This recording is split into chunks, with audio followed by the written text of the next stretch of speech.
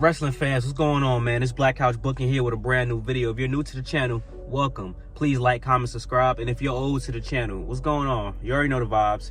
Y'all know when we in the car videos hit different. That means we about to have a real conversation. So if you want to follow me on Instagram, follow me at Real Black Couch Booking. Trying to get to 1,000 followers, so please follow me on there. And if you want to join my Discord, links in the description down below, where real wrestling fans have real conversations, and a hot takes video part 2 will be coming soon. So if you want to drop some hot takes and be a part of that video, please join the Discord, links in the description, and go to the hot takes tab to drop some hot takes that may be featured in a future video on this channel. Anyway, man, today we're gonna talk about Tiffany Stratton. So I need Tiffany Stratton to pop up right there. Boom. Hey, Tiffany, what's going on? Nice of you to join us. You just sit there and relax for a second while I talk to the people. Hey, calm down. Look at them. So, I'm gonna be honest. I'm gonna leave it all out there in this video. I'm gonna talk to y'all on some real. I've never been sold on Tiffany Stratton on the main roster. Let me say that, because I will say, a blessing in disguise. A lot of people was very upset with the decision, but Becky Lynch going to NXT and doing the stuff with Tiffany Stratton was a blessing in disguise. I feel like Tiffany Stratton's best promos, I feel like a lot of her best work, her character progression, everything was due to the rivalry with Becky Lynch. That's my humble opinion. I really think that really helped Tiffany Stratton elevate, which had a lot more people paying attention. Because in NXT, let's be honest, her character did fit the mold of what NXT 2.0 / 2.5 / 3.0 was like transitioning into. That character was built specifically for that. The NXT 2.0 era was, to me, the TikTok, Instagram, influencer, content creator wrestling era, and Tiffany Stratton character was perfect for that.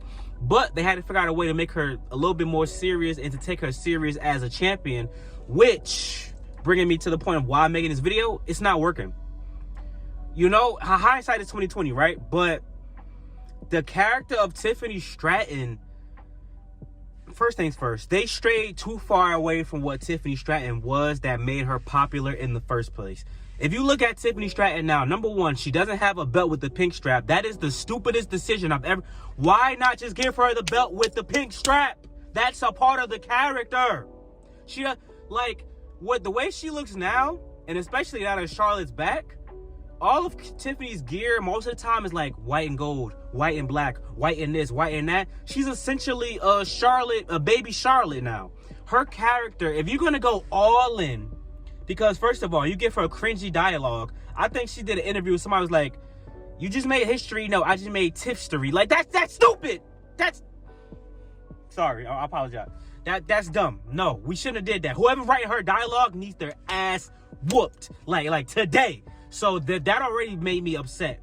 Because you know what? Even though I wasn't so heavy on her, I was looking forward to seeing what they were gonna, and y'all have seen this if you've been on this channel, y'all been to the lives, and y'all been to old videos about Tiffany Stratton.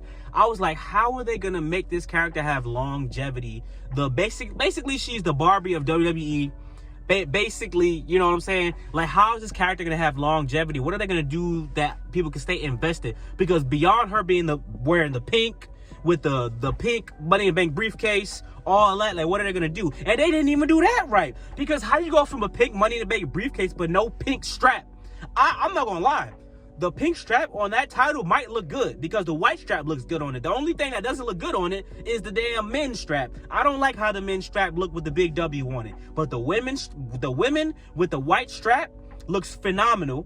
If you put the pink strap on it, that will fit Tiffany's character. But she don't even dress like that no more. She don't dress like Legally Blonde. She don't dress like Clueless. She don't dress like Barbie. She's just blonde wrestler number 7. Because think about this. Out of all the blonde, not all of them, I'm capping. Out of most of the blonde wrestlers that are at the top, the Charlottes, the Mariah Mays, the Toni Storms, the this, she's the weakest. Out of that group, Tiffany Stratton is the weakest. And I'm not trying to crap on Tiffany Stratton because she's a super athlete. She's really good. I like what she could do in the ring. But boy, oh boy, did that promo with Charlotte expose everything that I thought to be true. There aren't a lot of people who are great all around wrestlers who can talk, who can wrestle, who has good gear, who got that. That's fine. Nobody's perfect. But boy, her voice already is annoying, so she needs to be the annoying heel. But now she's in a position where she kind of has to be a babyface tweener type because she's into it with Nia Jax. So she gotta be the face in that situation because WWE doesn't like to do heel versus heel a lot, and they don't like to do face versus face a lot. They only do heel versus heel if it's like Nia Jax versus Liv Morgan for the Crown Jewel title, like stuff like that. And even then, Liv Morgan was a pseudo babyface for one time only, just for that situation. So it's like the Tiffany Stratton experiment is not a failure yet because I say I'm not a genius. Go with my idea. Who brought out the best in Tiffany Stratton, in my opinion? Becky Lynch. I need some gum. Not because my breath stink, but I just want to make sure before I go in. I'm recording this before I go into work, man. I'm working OT for y'all. But yeah, hopefully I don't choke on my gum like LA Knight. But yeah, like, who brought out the best in Tiffany Stratton? Becky Lynch. Charlotte Flair and Rhea Ripley 3 is perfectly fine. We can stick with that. We don't gotta do nothing extra, bro. That's good. But let's say, just for shits and giggles, right? Let's say, because we don't know who's all in Elimination Chamber yet. Let's say Alexa Bliss won, right? Tiffany Stratton doesn't get anything out of beating Alexa Bliss because people are gonna be so pissed that Tiffany beat Alexa Bliss that they're gonna turn on Tiffany Stratton anyway. And Tiffany Stratton's supposed to be the babyface. I'm assuming. Even in that, they would try to make Tiffany the babyface because she's already on that trajectory based off of what she's doing with Nia Jax. So you can't just, like, out of nowhere turn Tiffany Stratton into a, oh, she's back heel again now that this stuff is done with Nia Jax.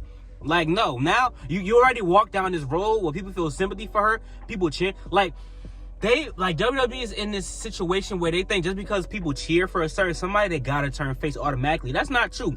No matter what Rhea Ripley did, she was getting cheers. She's a sexy goth woman with some cheeks.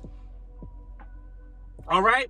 Dominic Mysterio, he was getting a lot of boos, but outside of the in-ring crowd, he's getting hella cheers. People like it because some people cheer for heels just because their work is so good. Not because, and they're like so cool on social media. Not because you didn't convince us that they're heels. Some people are just that cool. Like, even back in the day, it didn't happen as often, but like Edge got cheered sometimes, even when he was like a super mega heel. People was cheering Randy Orton sometimes in 09, believe it or not, because people starting to get tired of John Cena. It's like certain things like that, you just gotta ignore it, go with it. Tiffany Stratton should be a heel because Mean Girl Barbie, Regina George, 80s, 90s Mean Girl character is a good character for her to play because she can play it well. Because that voice, it's Tiffy time. That voice is, whew, Lord have mercy. Ludwig Kaiser, you a good man, you a good brother, you a good. That voice though, yo, that promo with Charlotte, bro, I was like, yo, this, I'm not convinced. And even Charlotte's face was looking like, what am I doing? I would love to know what they be thinking sometime when they gotta do a promo. Someone like, oh my, please don't make me pick her. They'll have a good match, no doubt about it, because Tiffany Stratton is good in the ring.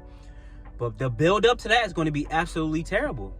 The build up to Tiffany and Charlotte would be terrible. And like I said, it will just be a blonde versus blonde thing, and you cannot convince me that Tiffany is going to beat Charlotte Flair.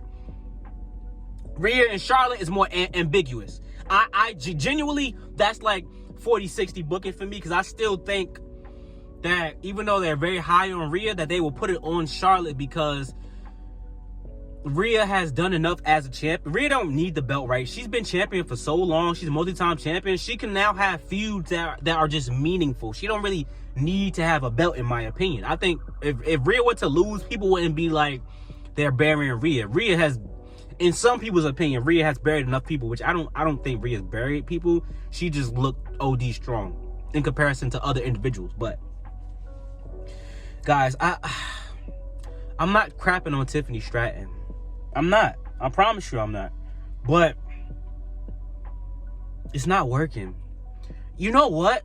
Hindsight 2020, I think Tiffany Stratton would have been better as the first Women's United States Champion. I'm not going to go as far as my brother Ricky the Shadow to say her and Chelsea Green are the same character. I don't think that.